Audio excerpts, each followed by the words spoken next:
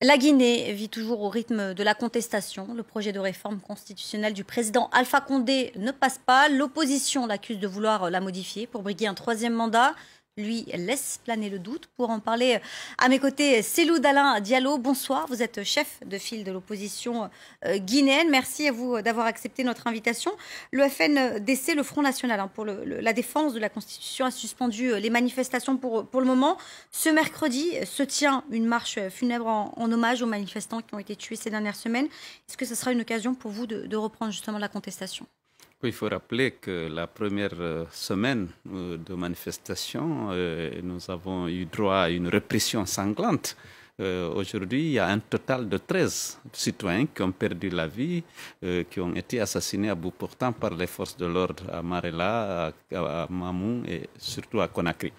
Donc nous allons les enterrer demain et organiser une marche funèbre pour les accompagner de l'hôpital Ignasdine jusqu'au cimetière de Bambito où il y a un carré réservé aux victimes d'Alpha Condé. Je rappelle qu'ils sont déjà 117 aujourd'hui, des citoyens qui ont été abattus, comme je l'ai dit, à bout portant et qui n'ont jamais eu droit à la moindre enquête, à la moindre compassion et à la moindre justice.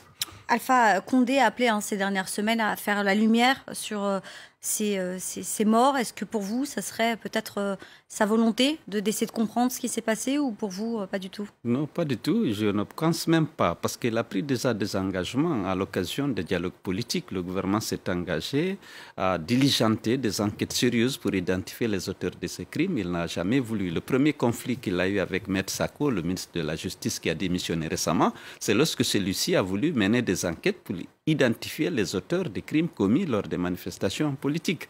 M. Alpha Condé veut toujours accorder l'impunité totale à ces agents des forces de défense et de sécurité parce qu'il ne veut pas naturellement les frustrer, c'est qui l'aide à garder le pouvoir parce qu'il n'a pas beaucoup de légitimité. Alors justement, garder le pouvoir, c'est justement ce qui pose tout le problème en Guinée actuellement. Le président Alpha Condé, lui en tout cas, se dit prêt à dialoguer avec vous. Est-ce que vous acceptez cette main tendue? Non, il n'a pas dit ça, il n'a jamais dit ça, qu'il est prêt à dialoguer. Il se dit prêt en tout cas à discuter avec vous. De la Constitution, nous ne sommes pas prêts à discuter de la Constitution. Alors, quelles sont vos conditions pour commencer à dialoguer avec lui? La Constitution, c'est illégal de changer de Constitution. La Constitution en vigueur n'a pas prévu d'être abrogée. Et il faut peut-être rappeler que M. Alpha Condé est mu par la volonté de s'éterniser au pouvoir, de rester au pouvoir dans toute sa vie.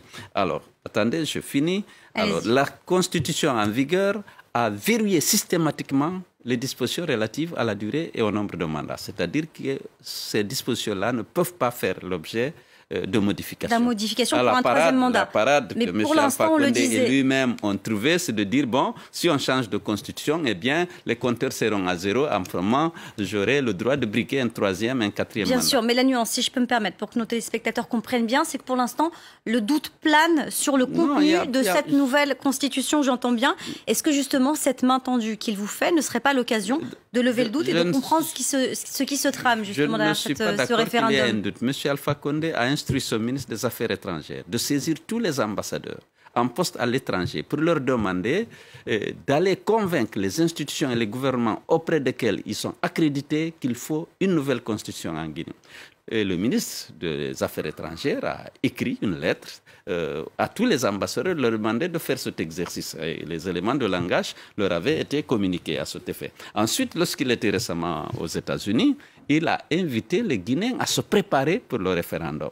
Sans compter maintenant les nombreuses manifestations qu'on organise ça et là, avec la bénédiction des préfets et la protection des forces de l'ordre, alors que le FNDC, lorsqu'on a commencé la dernière fois, notre manifestation a été réprimée dans le sang. Même si la toute dernière, qui a mobilisé plus d'1 million de personnes, 1 500 000 exactement selon les estimations des observateurs, eh bien, cette manifestation avait été autorisée suite à la pression des partenaires techniques et financiers. Alors, nous n'avons pas eu la réponse sur le fait est-ce que vous acceptez ou non de dialoguer, en tout cas avec Alpha Condé. Mais puis j'en profite de votre présence en France. Qu'est-ce que vous attendez du gouvernement aujourd'hui français ou de l'Union européenne, par exemple? La France et l'Union européenne avaient contractualisé dans l'accord de Cotonou le respect d'un certain nombre de valeurs par les pays ACP bénéficiaires de l'aide européenne. Aujourd'hui, c'est un assassinat qu'Alpha programme pour la démocratie en Guinée.